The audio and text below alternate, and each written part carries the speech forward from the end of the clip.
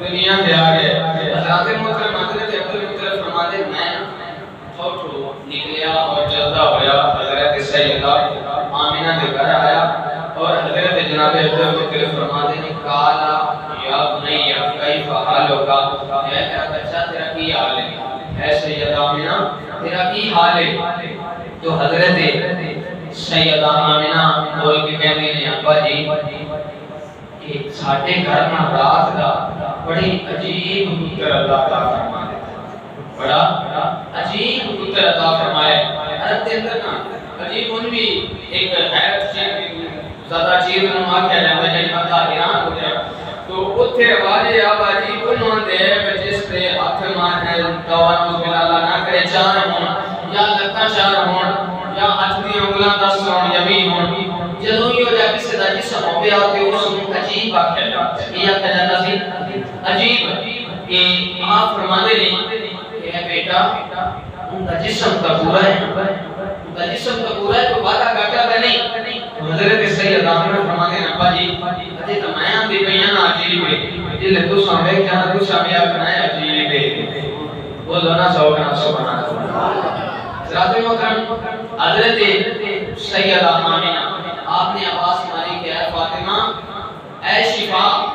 دونوں عورتاں چلدیاں ہوئیاں حضرت سید آمینہ کو جی باجی حضرت سید آمینہ فرماتی ہیں کہ ابا جی دسو کہ انہاں دے گھر آن والے پتر دی شان کی انہاں دے گھر آن والے پتر دی شان کی نہیں ہوئی تو حضرت محترم حضرت سید شفا بولیاں آپ سرکار فرماتی ہیں ابا جی جس وقت دے بچہ پیدا ہونے لگا وے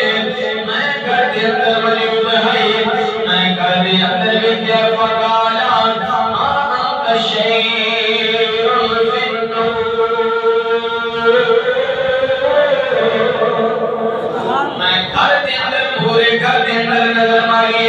ابا جی جس پاس بیٹھنیاں اس پاس نور نظر آندا ماریاں نور دی نظر آندیاں دروازے نور دے نظر آندے نے موڑ نور دے نظر آندے نے دیوار نظر آندا ہے اے عبدالمطلب جناب میں تکنیاں حضرت آمینہ دے کپڑے وچ وی نور دی نظر آندا پیا گھر دے اندر کیڑی بھی چیز ہر چیز نور نظر آ رہی ہے میں حیران ہو گئی